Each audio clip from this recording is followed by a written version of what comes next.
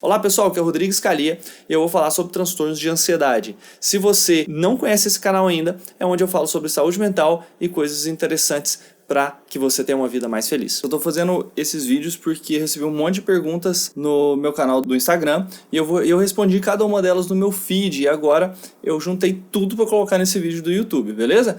Mas tá tudo também separado lá no meu feed. Eu vou ler a pergunta e vou responder uma a uma. Então a Gabi Silva perguntou o seguinte: como controlar ou ajudar uma pessoa que está em crise de ansiedade? Tem várias formas de fazer isso, tá, Gabi? Eu separei 4 mais fáceis para você. Uma é o relaxamento muscular progressivo, já tem um vídeo lá no meu canal do YouTube. A outra é o controle respiratório, então eu coloquei também um vídeo no YouTube chamado Técnica de Respiração 4x8, em que você puxa o ar por 4, solta por 8. Quando você engaja também o córtex pré-frontal, fazendo atividades que sejam mais intelectualizadas, resolvendo um puzzle, um passatempo, pensando em algum desafio matemático, isso também diminui geralmente a sensação de ansiedade, depende se você é bom em matemática. Quarto, você pode também dar nota para sua ansiedade. Então, 5 e 5, minha ansiedade estava nota 5, de 1 a 10. Depois passou para 8, depois passou para 10, depois passou para 5 de novo. Isso faz com que você intelectualize a crise e diminui a sensação de ansiedade. E além disso, também te mostra que a ansiedade é como uma onda. Ela chega lá em cima, mas ela também passa. Isso aí, 4 técnicas para lidar com a ansiedade. Abraço. A Julie Store for You perguntou se a ansiedade já tem cura. Olha, a gente não fala de cura de ansiedade. A ansiedade é uma condição nossa, condição do ser humano. Mas o transtorno de ansiedade, ele pode ser controlado, sim. Ele pode melhorar muito, diminuir os sintomas, desaparecer os sintomas com um bom tratamento, um tratamento prolongado. Infelizmente, ele é muito crônico. Então, quando a gente para o tratamento, ou se a pessoa deixa de fazer as coisas que ela começou a se cuidar no momento que ela estava em crise, a ansiedade geralmente volta. Então, mais de 70% das vezes ela retorna, a pessoa tem novas crises, o que pode ser bem desagradável. Eliane perguntou de onde que surge a ansiedade. A ansiedade vem de fatores genéticos, então você tem alterações em receptores e em como o cérebro ele vai se formando, e a quantidade de serotonina, uma série de fatores levam a regiões cerebrais funcionarem de maneira que possam provocar preocupações repetitivas e pensamentos intrusivos. Mas isso não é o suficiente. Geralmente existem fatores de vida, a forma como você foi ensinado a pensar, as questões que surgiram durante a sua formação acerca de preocupações excessivas dos seus pais, da sua mãe, ou falta ou excesso de cuidados. Então, vários fatores emocionais podem levar a você chegar a ter uma crise, que geralmente se inicia no começo da idade adulta. A Letícia Araújo, da Brinquedoleca, perguntou o seguinte: é a ansiedade uma doença ou é um estado emocional? Olha, Letícia, o negócio é o seguinte: ela é tida como um transtorno, tá? O transtorno de ansiedade. Existe a ansiedade que é normal, que não é patológica. Existe o transtorno de ansiedade, que é quando ela está exagerada e te provocando problemas. Por que ela é chamada transtorno, não doença? Porque doença precisa, por definição, ter um fator etiológico definido. Então, a dengue é uma doença porque a gente sabe exatamente qual que é o fator etiológico que provoca a dengue. A ansiedade, ela é multifatorial e a gente não sabe exatamente o fator etiológico. Não existe um fator etiológico, alguma coisa que provoca, única que provoca a ansiedade. Então a gente chama isso de transtorno. Pedro Prudente perguntou: há prejuízos de manter a medicação controlada para sempre? Olha, Pedro, a ansiedade por si só já traz prejuízos. Então você tem alterações físicas, você tem alterações cerebrais, você tem mudanças em enzimas inflamatórias, aumento de IL-1, IL-3, IL-6, TNF-alfa, você tem diminuição no fator neurotrófico derivado do cérebro, você tem um encolhimento do hipocampo, você tem alterações no córtex pré-frontal. Então você tem uma série de alterações físicas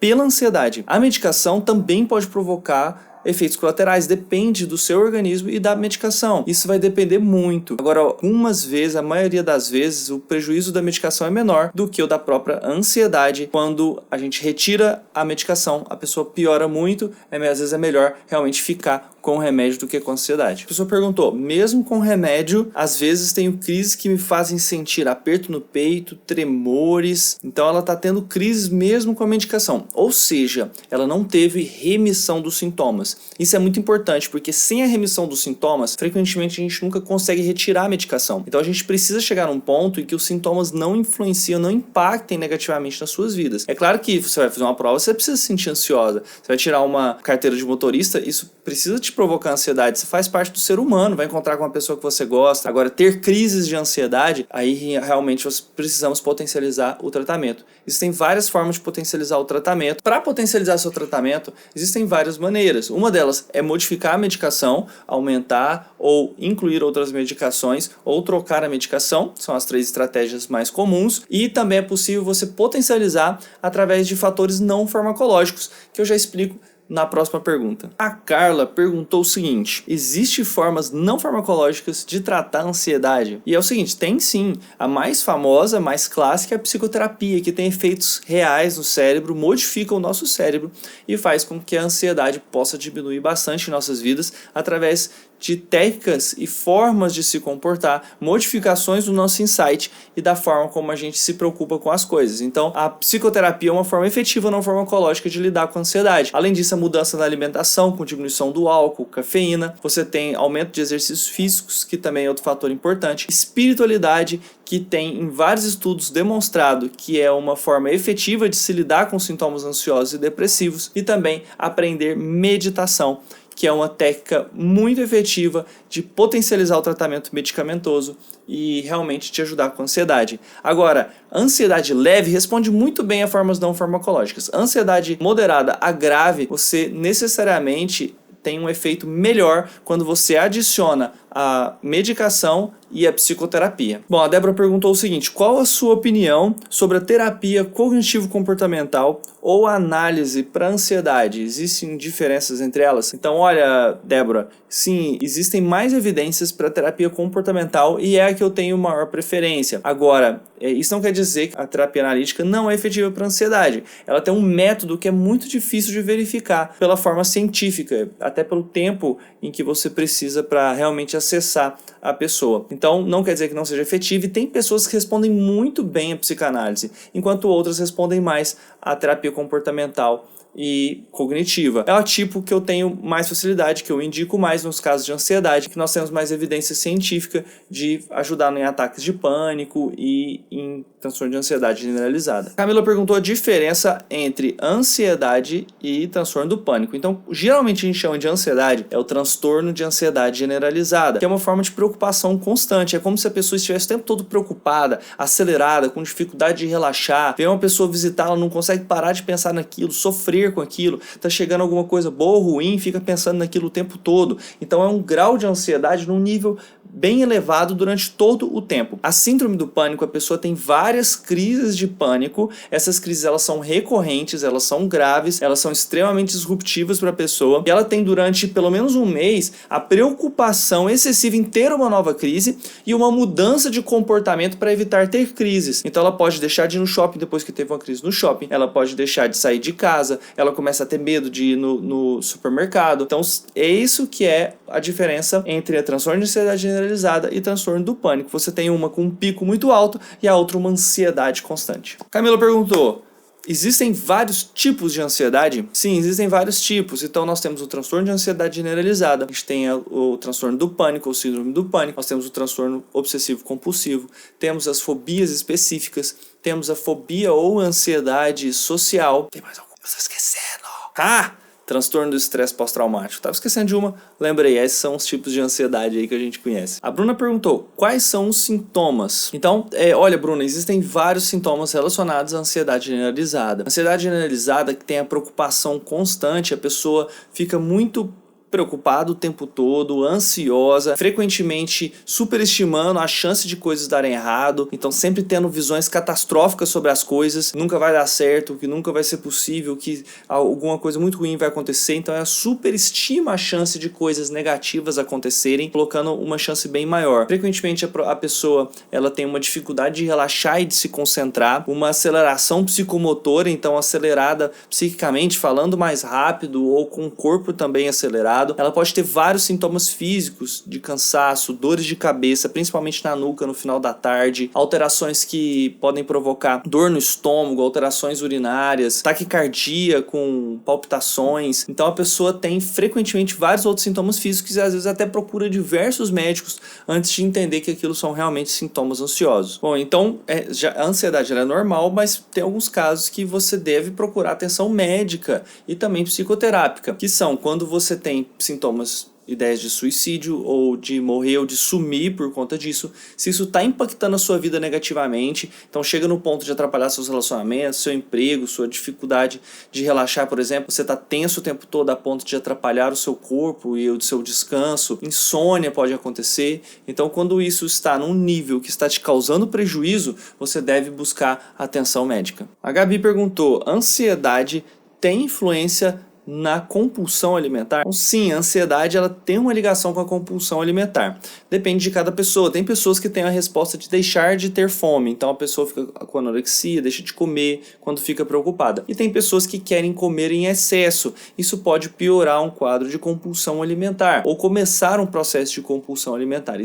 elas estão diretamente relacionadas. E pessoas que têm compulsão alimentar também têm uma chance maior de ter ansiedade e depressão. Então elas estão relacionadas e são comórbidas, embora possam exigir tratamentos diferentes e também o funcionamento psíquico pode ser diferente para cada um delas. Depende muito de cada pessoa, mas existe uma relação clara. A Vanessa me perguntou o seguinte, eu tenho dúvidas sobre quanto tempo eu vou usar, sobre efeitos colaterais e dosagem das medicações. Olha, Vanessa, eu já prometi uma live só sobre medicações para a gente tirar o máximo de dúvidas, né, e sem querer atrapalhar logo o tratamento, mas realmente só passar informações sobre as questões das medicações e tirar alguns mitos. Mas tempo de uso é uma questão muito interessante.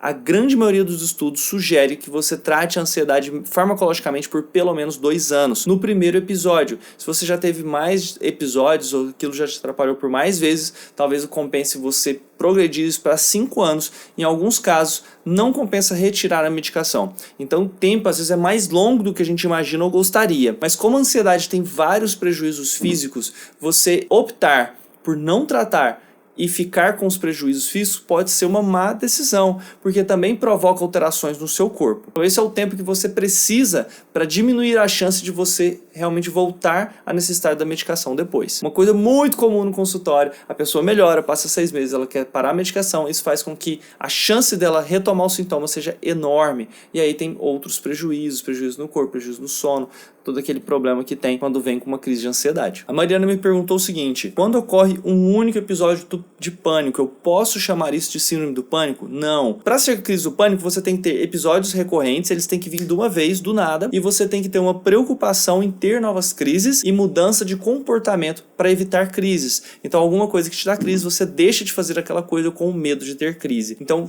juntando essas 3 coisas, isso por pelo menos 1 mês, você pode ter o diagnóstico de síndrome do pânico. Agora, a crise de pânico ela pode acontecer em outros contextos. Tem pessoas que têm crise de pânico e têm transtorno de ansiedade generalizada, ou simplesmente passou por um estresse agudo, por algo muito grave, e teve uma crise de pânico, mas não fica preocupado em ter outras. Então, isso não é síndrome do pânico, foi uma crise isolada. A Mariana perguntou o seguinte, o que há de mais inovador no tratamento da ansiedade? Ela perguntou farmacológico. Farmacológico, inovador, não necessariamente quer dizer melhor. Nós temos medicações que são mais antigas e são extremamente efetivas e pode ser a medicação que dá mais certo com você e que tem menos efeitos colaterais. Temos medicações mais novas que são também efetivas, têm menos efeitos colaterais para outras pessoas. Então depende muito, essa individualização do tratamento, ela realmente é uma finesse que vai sendo desenvolvida pelo seu médico, encontrando a melhor solução para você.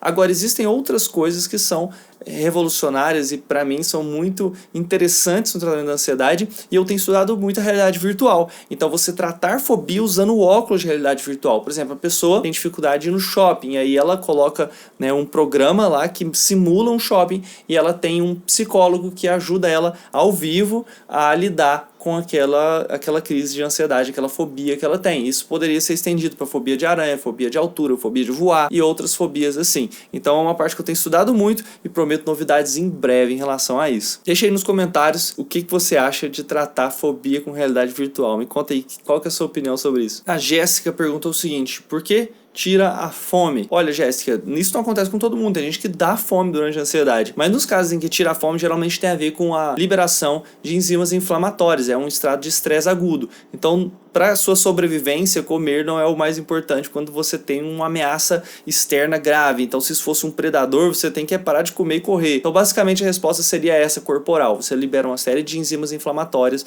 como se fosse durante uma dengue, por exemplo, durante uma doença, que te deixa com aquela sensação de que não rola comer. Bom, é isso aí, pessoal. Acabou que foram todas as perguntas. Acho que tem bem mais coisa para falar sobre ansiedade. Eu quero fazer algo bem específico sobre isso, porque a ansiedade é muito comum. O Brasil é o país que mais tem transtorno de ansiedade do mundo e nós temos muito o que fazer. As coisas que as pessoas mais me falam depois de estar em tratamento é: nossa, se eu soubesse que eu podia estar assim, que eu podia ser assim, eu tinha procurado tratamento muito antes. Então essa sensação, eu acho que é uma sensação maravilhosa de que é possível viver de uma forma mais tranquila, é possível enfrentar os seus medos, é possível realmente você desenvolver como pessoa, desde que você esteja preparado para mergulhar num pouco do desconforto, mas para ter muitos benefícios. Se você quer saber mais coisas sobre ansiedade, deixa aí nos comentários, porque eu quero responder todos os comentários. Então o meu desafio é esse: se você comentar 100 mil coisas, eu vou responder aí. Então eu quero ver se você consegue me cansar mais do que eu consigo responder. Duvido. Então responde aí para nós, porque é isso que faz com que dá vontade da gente fazer mais vídeos, porque quando as pessoas estão compartilhando, quando elas estão escrevendo, elas estão realmente interagindo, é que faz sentido aquilo que a gente faz. Valeu demais! Se quiser e achar que vale a pena, já se inscreve no canal para saber mais sobre saúde mental e ter uma vida mais feliz. Abração, até a próxima!